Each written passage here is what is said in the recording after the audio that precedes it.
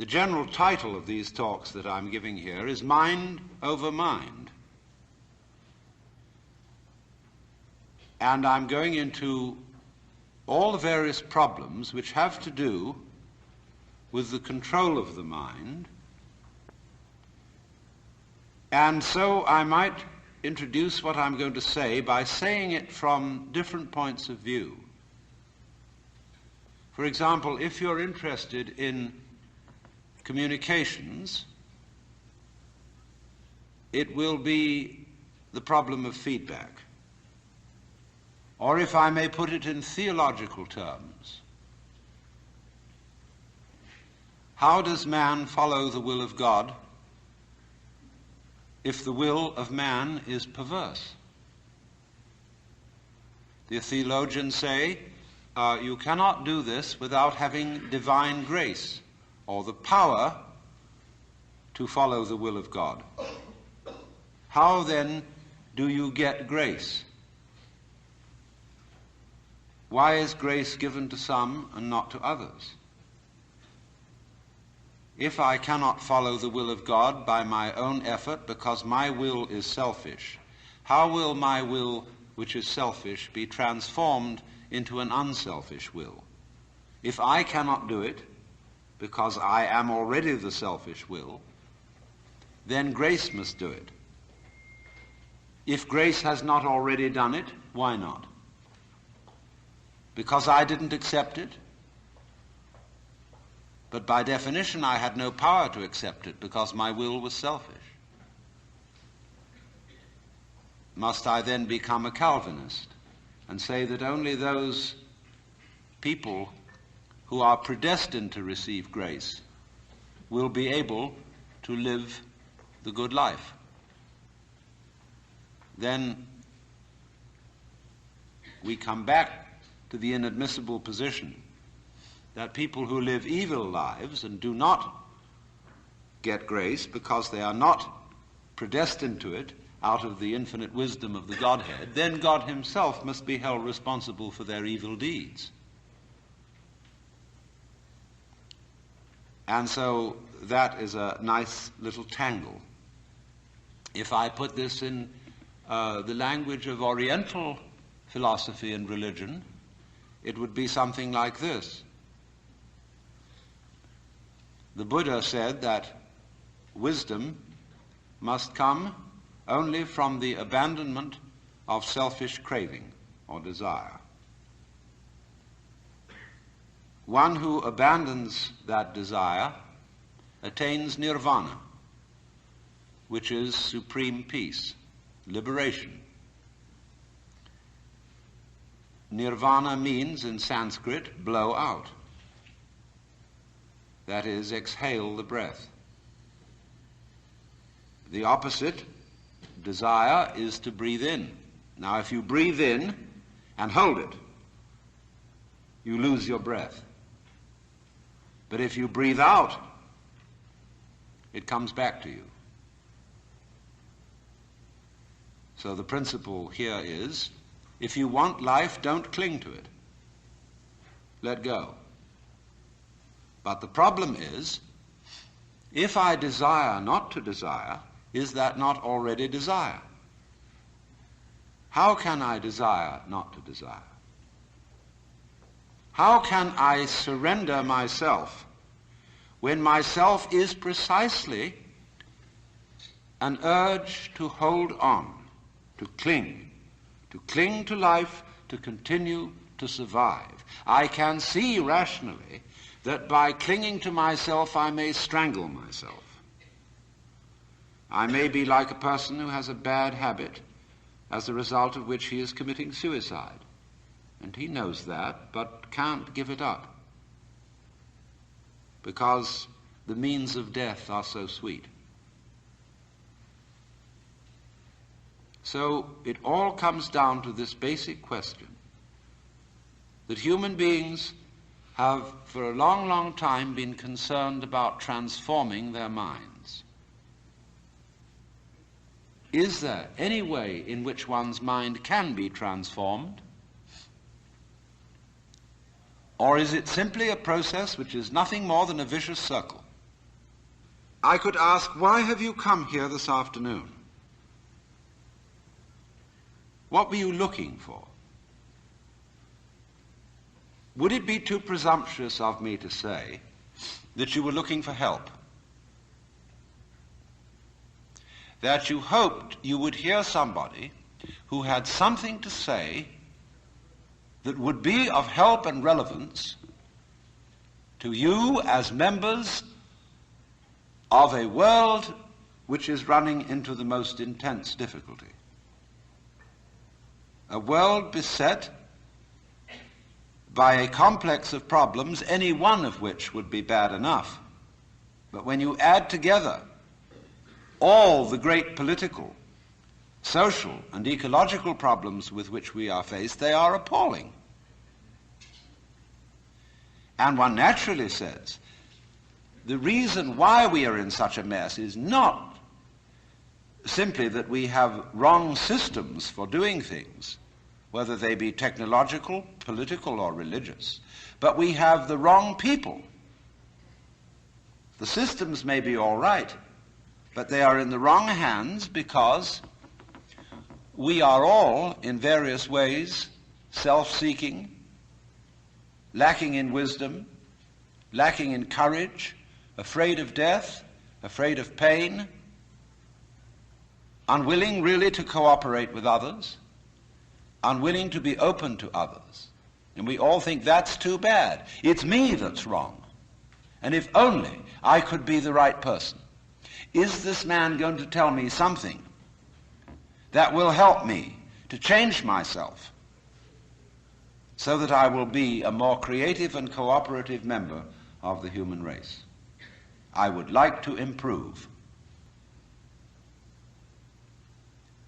So in so many people's minds and from so many different angles, there is this urgent feeling that I must improve me. And this is critically important because it's obvious that, at least it's superficially obvious, that the way things are, we are going to hell fast.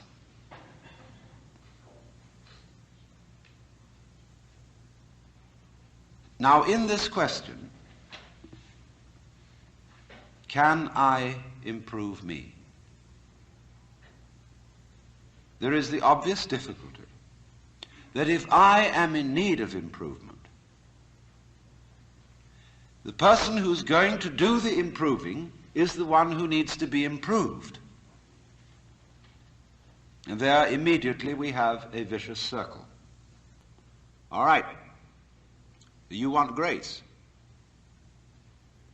Well, ask God. Maybe he'll give it to you. And the theologian will tell you, yes, God gives his grace freely. He gives it to all because he loves all. It's here like the air. All you have to do is receive it. Or a more orthodox, a Catholic Christian would say, all you have to do is to be baptized, to take the holy sacrament of the altar, the bread and wine, the body and blood of Christ, and there is the grace right there. And it's given by these simple physical means so that it's very easily and readily available. Well, a lot of people got baptized, and it doesn't always take. People fall from grace. Why do they? You see, we're just talking about the same old problem, but we've put it a step up. But it's the same problem. How can I improve myself? Was the first problem. The second problem is, how can I accept grace? They're both the same problem. Because you've got to make a move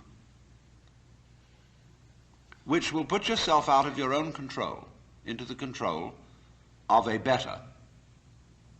If you don't believe in the Christian kind of a God, you can believe in the Hindu kind of a God, who is your inner self. You see, you've got a lower self, which you can call your ego. That's that little scoundrelous fellow that's always out for me. But behind the ego, there is the Atman, the inner self, the inward light, as Quakers would call it, the real self, the spirit, which is substantially identical with God.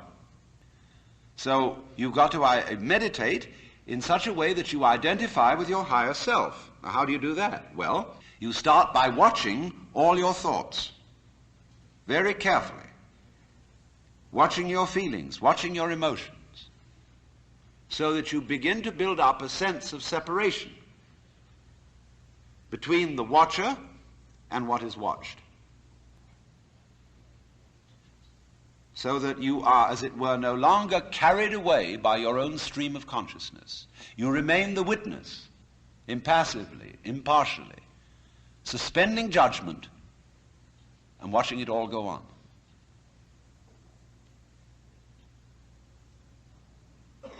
That seems to be something like progress. At least you're taking an objective view of what is going on. You are beginning to be in a position to control it, but just wait a minute. Who is this self behind the self, the watching self? Can you watch that one? It's interesting if you do, because you find out, of course, that this is just as the problem of grace is nothing more than a transposition of the first problem. How am I to be unselfish? By my own power. It becomes, how am I to get grace by my own power? So, in the same way, we find that the watching self, or the observing self, behind all our thoughts and feelings, is itself a thought. That is to say, when the police enter a house in which there are thieves, the thieves go up from the ground floor to the first floor. When the police arrive on the first floor, the thieves have gone up to the second, and so to the third, and finally out to the roof. And so when the ego is about to be unmasked, it immediately identifies with the higher self. It goes up a level. Because the religious game is simply a refined and highbrow version of the ordinary game. How can I outwit me? How can I one-up me? So, if I find, for example, that in the quest for pleasure, the ordinary pleasures of the world, food, sex, power, possessions, all this becomes a drag, and I think, no, it isn't there. So I go in for the arts, and literature, poetry, music, and I absorb myself in those pleasures. And after a while, they aren't the answer. So I go to psychoanalysis, you see. And then I found out that's not the answer. I go to religion. But I'm still seeking what I was seeking when I wanted candy bars. I want to get that goodie. Only I see now that, of course, it's not going to be a material goodie. All material goodies fall apart. But maybe there's a spiritual goodie that's not going to fall apart. But in that quest, the quest is not different from the quest for the candy bar. Same old story, only you've refined the candy bar and made it abstract and holy and blessed and so on. So it is with the higher self. The higher self's your old ego. And you sure hope it is eternal, indestructible and all-wise. But then the great problem is how to get that higher self working. How does it make any difference to what you do and what you think? I know all kinds of people who've got this higher self going, practicing their yoga, but they're just like ordinary people, sometimes a little worse. And they can fool themselves. They can say, for example, well, my point of view in religion is very liberal. I believe that all religions have divine revelation in them, but I don't understand the way you people fight about it. You fight and say that we Jehovah's Witnesses have the real religion. Others say, well, we Roman Catholics have it. And the Muslims say, no, it is in the Quran. And this is the right way. And somebody else gets up, and he may be a rather highbrow Catholic, and say, well, God has given the Spirit through all the traditions, but ours is the most refined and mature. And then somebody comes along and says, well, as I said, they're all equally revelations of the divine. And in seeing this, of course, I'm much more tolerant than you are. You see how that game is going to work? See, I could take this position. Supposing you regard me as some sort of a guru, and you know how gurus hate each other. They're always putting each other down. And I could say, well, I don't put other gurus down. See, that outwits all of them. See, we're always doing that. We're always finding a way to be one up. And by the most incredibly subtle means. So you see that, you see?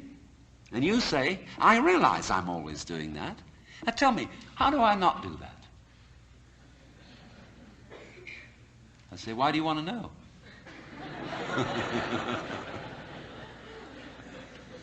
Well, I'd be better that way. Yeah, but why do you want to be better?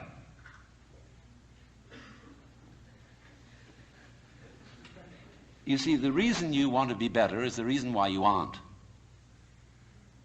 Shall I put it like that?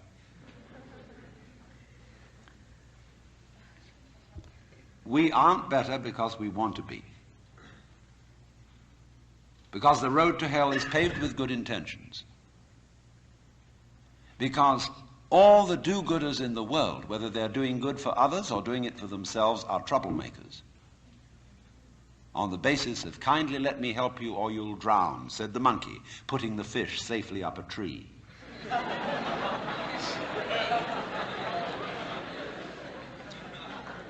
We white Anglo-Saxon Protestants, British, German, American, have been on a rampage for the past 100 or more years to improve the world. We have given the benefits of our culture, our religion, our technology to everybody, except perhaps the Australian Aborigines. And we have insisted that they receive the benefits of our culture, even our political styles, our democracy. You had better be democratic, or we'll shoot you. And having conferred these blessings all over the place, we wonder why everybody hates us. See, because sometimes doing good to others, and even doing good to oneself, is amazingly destructive. Because it's full of conceit. How do you know what's good for other people? How do you know what's good for you? If you say you want to improve, then you ought to know what's good for you. But obviously you don't. Because if you did, you would be improved. So we don't know. It's like the problem of geneticists, which they face today. I went to a meeting of geneticists not so long ago where they gathered in a group of philosophers and theologians and said, now look here, we need help. We now are on the verge of figuring out how to breed any kind of human character we would want to have. We can give you saints, philosophers, scientists, great politicians, anything you want. Just tell us, what kind of human beings ought we to breed?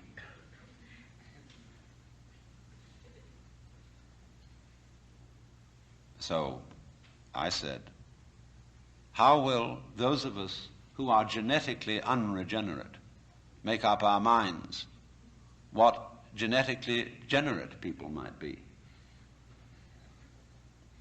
Because I'm afraid very much that our selection of virtues may not work.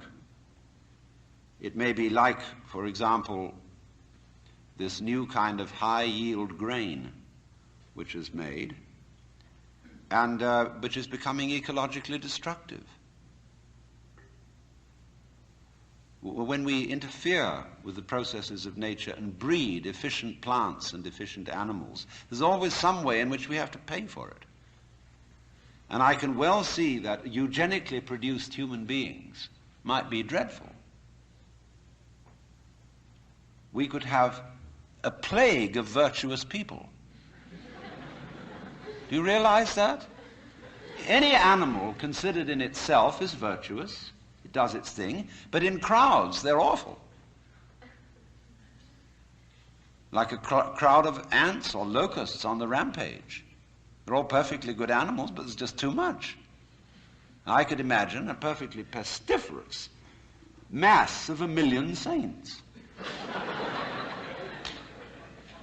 So I said to these people, look, there's the only thing you can do.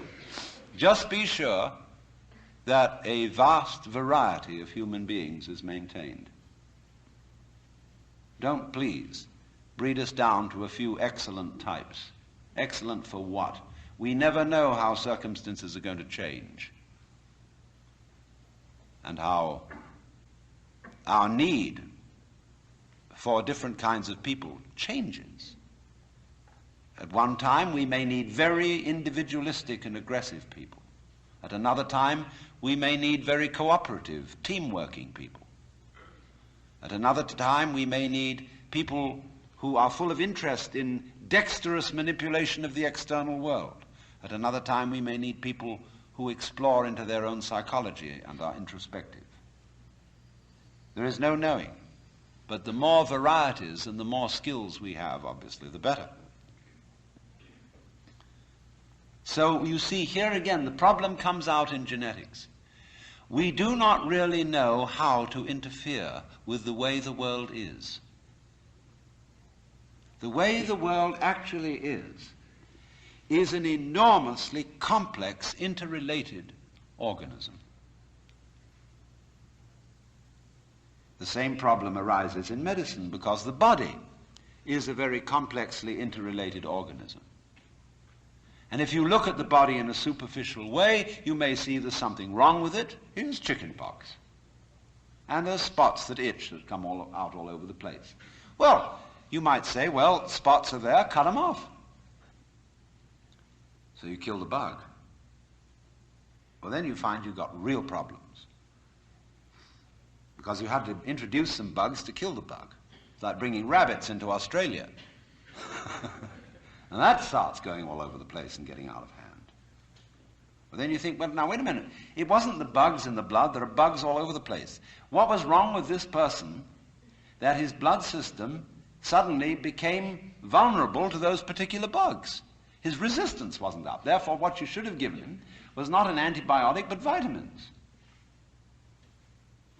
Okay, so we're going to build up his resistance. But resistance to what? I mean, you may build up resistance to this and this and this class of bugs, but then there's another one that loves that situation and comes right in. See, we always look at the human being medically in bits and pieces because we have heart specialists, lung specialists, bone specialists, nerve specialists, and so on. And they each see the human being from their point of view. There are a few generalists, but they realize the human body is so complicated that no one mind can understand it. And furthermore, supposing we do succeed in healing all these people of their diseases, what do we then do about the population problem? I mean, we've stopped cholera, the black bubonic plague, we're getting the better of tuberculosis, we may fix cancer and heart disease. Then what will people die of? Well, then let's go on living. There'll be enormous quantities of us. Then we have to fix this birth thing. Pills for everybody. Then we find what are the effects, the side effects of those pills? What are the psychological effects upon men and women of not breeding children in the usual way? We don't know. And what seems a good thing today, or yesterday, like DDT, turns out tomorrow to have been a disaster. What seemed, in the moral and spiritual sphere too, like great virtues in times past, are easily seen today as hideous evils. Let's take, for example, the Inquisition. In its own day, among Catholics, the Holy Inquisition was regarded as we today regard the practice of psychiatry. You see, you feel that in curing a person of cancer, almost anything is justified.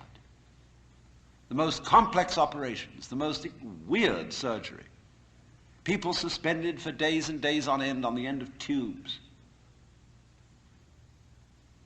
with X-ray penetration, burning, or people undergoing shock treatment, people locked in the colorless, monotonous corridors of mental institutions. In all good faith, they knew that witchcraft and heresy were terrible things, awful plagues, imperiling people's souls forever and ever. So any means were justified to cure people of heresy. We don't change. We're doing the same thing today, but under different names. We can look back at those people and see how evil that was, but we can't see it in ourselves. So therefore, beware of virtue.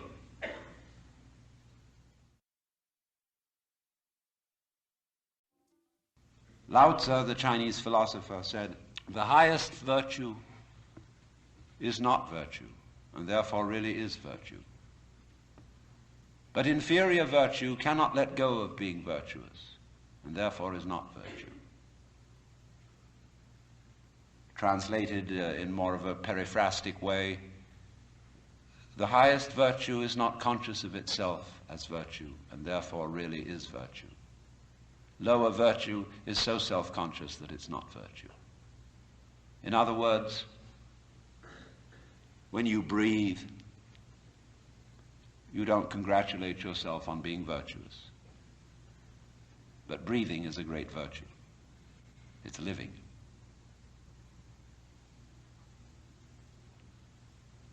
When you come out with beautiful eyes, blue or brown or green as the case may be, you don't congratulate yourself for having grown one of the most fabulous jewels on earth. So it's just eyes. And you don't account it a virtue. To see, to entertain the miracles of color and form, you say, oh, that's just... But that's real virtue.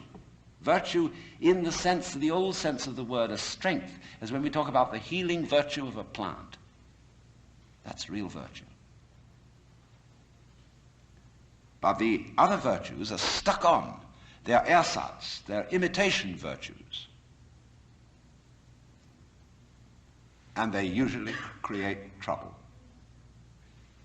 Because more diabolical things are done in the name of righteousness.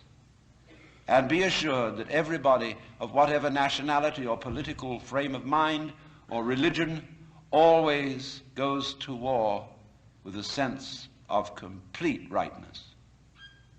The other side is the devil. Our opponents, whether in China or Russia or Vietnam, have the same feeling of righteousness about what they're doing as we have on our side. And a plague on both houses. Because, as Confucius said, the goody-goodies are the thieves of virtue, which is the form of our own proverb. The road to hell is paved with good intentions. So, in a way, the moral, or the immoral, of these considerations is that if you are really aware of your own inner workings, you will realize there's nothing you can do to improve yourself. because you don't know what better is, in any case. And you, who will do the improving, are the one who needs to be improved. And this also goes for society. We can change society. We can get enormous enthusiasm going out of the idea that there is a revolution afoot and that this revolution is going to set everything to right. Do you know a revolution that ever set anything to right? Whether the revolution came from the left wing or from the right wing? The best forms of government that have ever existed in the world are those which muddled through, where they didn't have any very clear setup of control, but they muddled along. A kind of what I'll call controlled anarchy seems to work out better than anything else. When we have a great system and great power to put it into effect, there is always more violence, more bloodshed, more trouble. It makes no difference whether it be Chairman Mao or Adolf Hitler.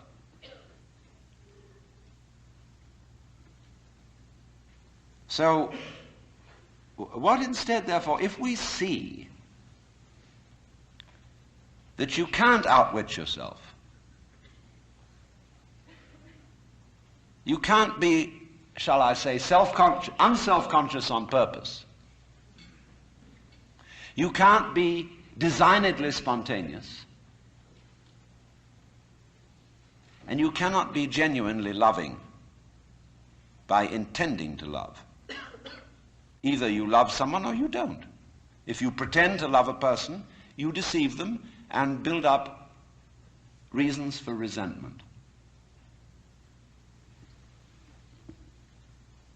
So you say, well, I ought to be honest. That's the beginning of, so many lies you can't imagine. It's like when I hear a lot said about love, the big love thing on the way. Everybody's got to love everybody. Everybody sings songs about love. Do you know what I do? I buy a gun and bar my door, because I know there's a storm of hypocrisy brewing. So let's look at this thing from another point of view, which you will at first think highly depressing. Let's supposing we can't do anything to change ourselves. Suppose we're stuck with it. Now that is the worst thing an American audience can hear. There's no way of improving yourself, because every kind of culture in this country is dedicated to self-improvement. Just take jogging, that deplorable practice. It's a very nice thing to run and to go dancing across the hills at a fast speed. But these joggers like shaking their bones and rattling their brains, running on their heels, and because there's a grimness about it, it's determinately good for you. See? Why do you go to school?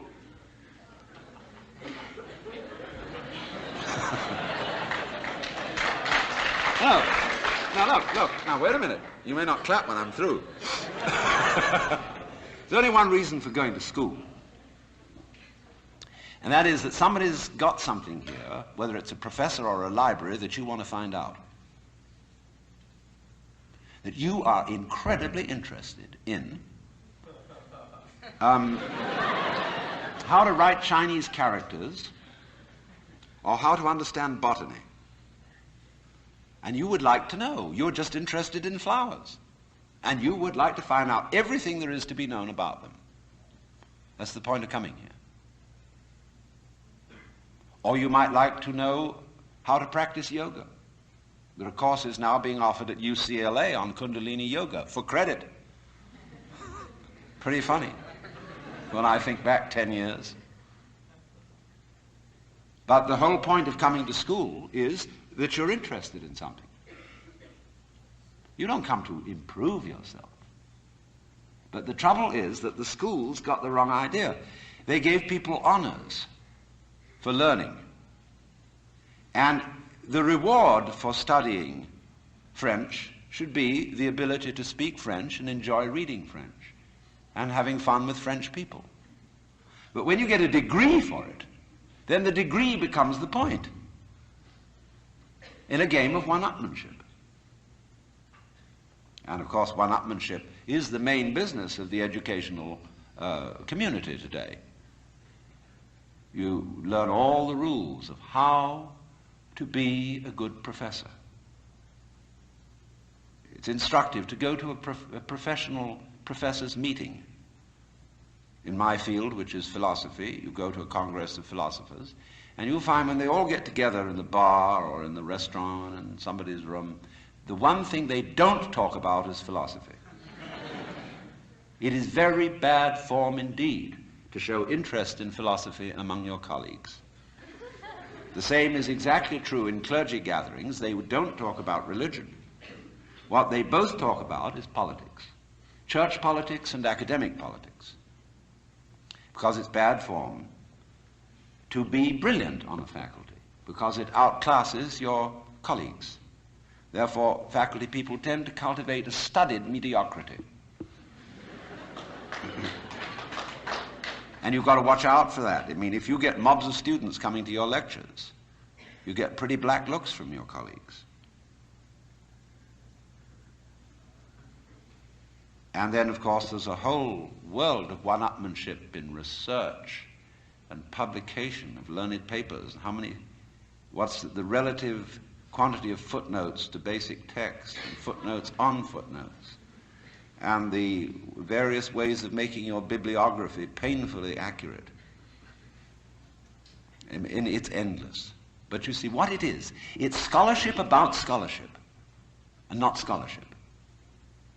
Just as learning, because learning is good for you, is irrelevant to learning. The whole idea of improving yourself by learning is irrelevant to the learning process. And in the same way, doing business is doing business. Doing business, such as manufacturing clothes, is a very good thing to do. I could conceive that it would be extremely enjoyable, something one could be very proud of, to make good clothes. Of course you need to sell them because you need to eat. But to make clothes to make money raises another question. Because then your interest is not in making clothes, it's in making money, and then you're going to cheat on the clothes. And then you get an awful lot of money and you don't know what to do with it.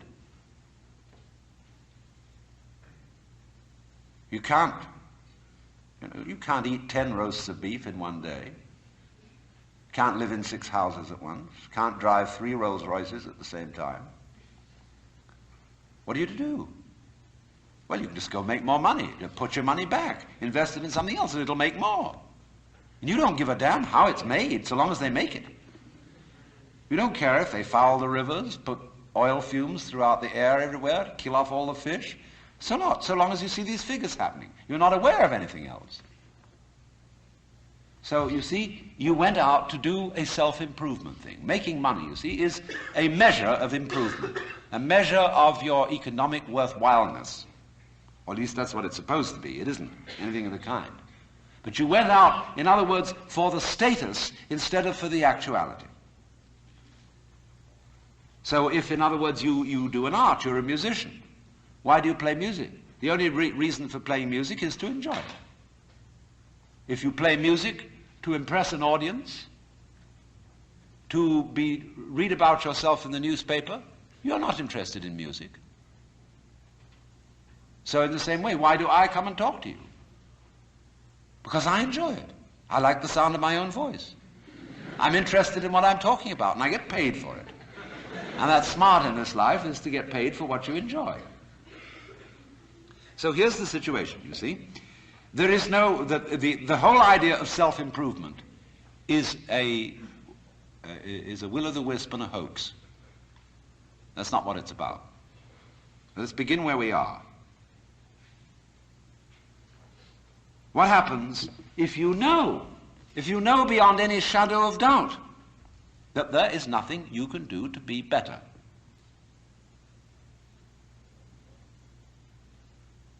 Well, it's kind of a relief, isn't it? Now, you say, well, now what will I do?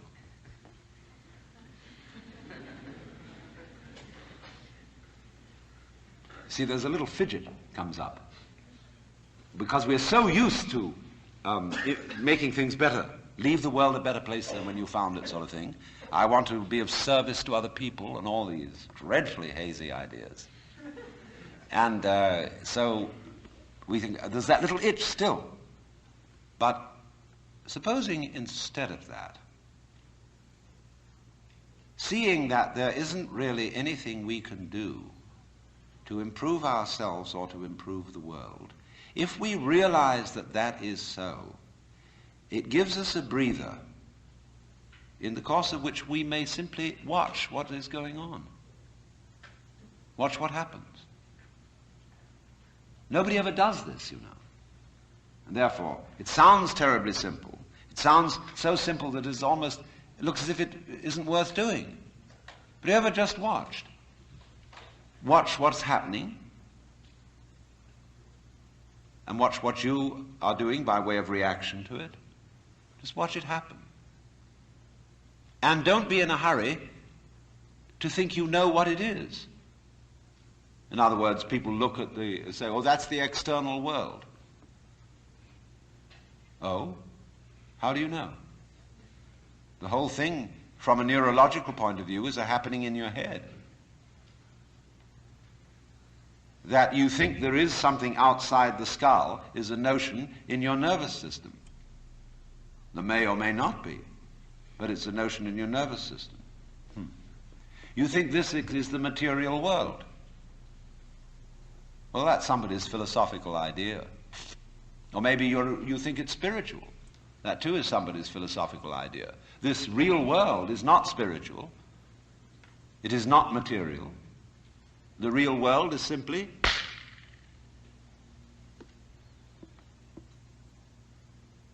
so could we look at things in that way? Without, as it were, fixing labels and names and gradations and judgments on everything, but watch what happens. Watch what we do. Now, you see, if you do that, you do at least give yourself a chance. And it may be that when you are in this way freed from busybodiness and being out to improve everything, that your own nature will begin to take care of itself. Because you're not getting in the way of yourself all the time. You will begin to find out that the great things that you do are really happenings. For example, no great genius can explain how he does it. Yes, he says, I have learned a technique to express myself. Because I had something in me that had to come out, I had to know how to give it out. So if I were a musician, I had to learn how music is produced. That means learning to use an instrument or learning a technique of musical notation or whatever it may be. If I want to describe something, I have to learn a language so that others can understand me. I need a technique. But then beyond that, I'm afraid I can't tell you how it was that I used that technique to express this mysterious thing I wanted to show you. If we could tell people that, we would have schools where we would infallibly train musical geniuses, scientific miracle minds. And there would be so many of them, we wouldn't know what to do with them. Geniuses would be a dime a dozen. And then we would say, well, these people are after all not very ingenious. You know, PhDs, how many of them are there? Because what is fascinating always about genius is the fellow does something we can't understand. He surprises us. But you see, just in the same way, we cannot understand our own brains. Neurology knows relatively little about the brain, which is only to say that the brain is a lot smarter than neurology. Yes, there is this, which can perform all these extraordinary intellectual and cultural miracles. But we don't know how we did it. But we did. We didn't have some campaign to have an improved brain over the monkeys or whatever may be our ancestors. It happened. And all growth, you see, is fundamentally something that happens. But for it to happen, two things are important. And the first is, as I said, you must have the technical ability to express what happens. And secondly, you must get out of your own way.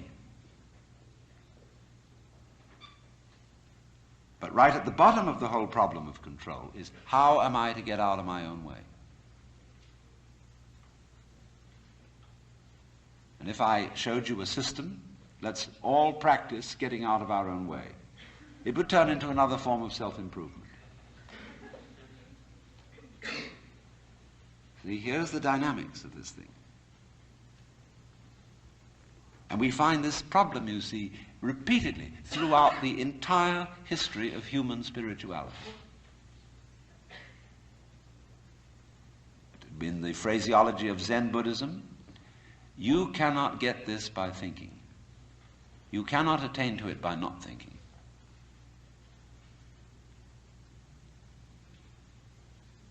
It is only, you see, as getting out of your own way ceases to be a matter of choice, when you see that there's nothing else for you to do. When you see, in other words, that doing something about your situation is not going to help you. When you see equally that trying not to do anything about it is not going to help you. Where are you? Where do you stand? You're nonplussed. And you are simply reduced to watching.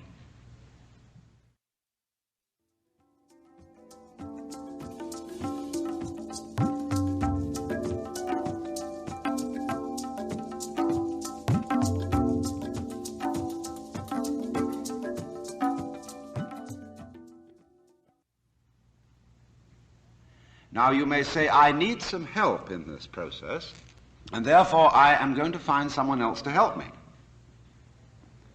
It may be a therapist. It may be a clergyman. It may be a guru. It may be any kind of person who teaches a technique of self-improvement. Now, how will you know whether this person is able to teach you? How can you judge, for example, whether a psychotherapist is effective or just a charlatan? How can you judge whether a guru is himself spiritually wise or merely a good chatterbox? Well, of course, you ask your friends, you ask his other students or patients, and they're all, of course, enthusiastic. You have to be enthusiastic when you've bought something expensive. If you bought an automobile which turned out to be a lemon, it's very difficult to admit that it was a lemon and that you were fooled. And it's the same when you buy a religion or an expensive operation. But what people do not sufficiently realize is that when you pick an authority, whether it's a psychotherapeutic one or a religious one, you chose it. In other words, that this fellow or this book or this system is the right one is your opinion. And how are you competent to judge?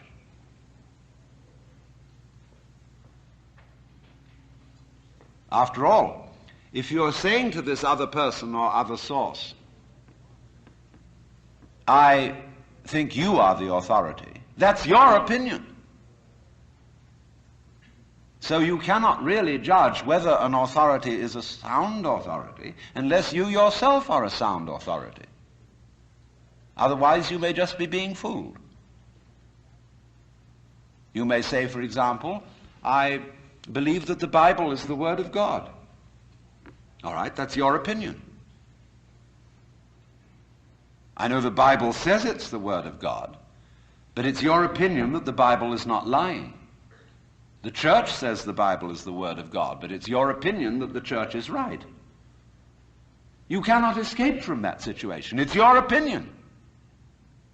So you see, when you select an authority who will help you to improve yourself, it's like hiring the police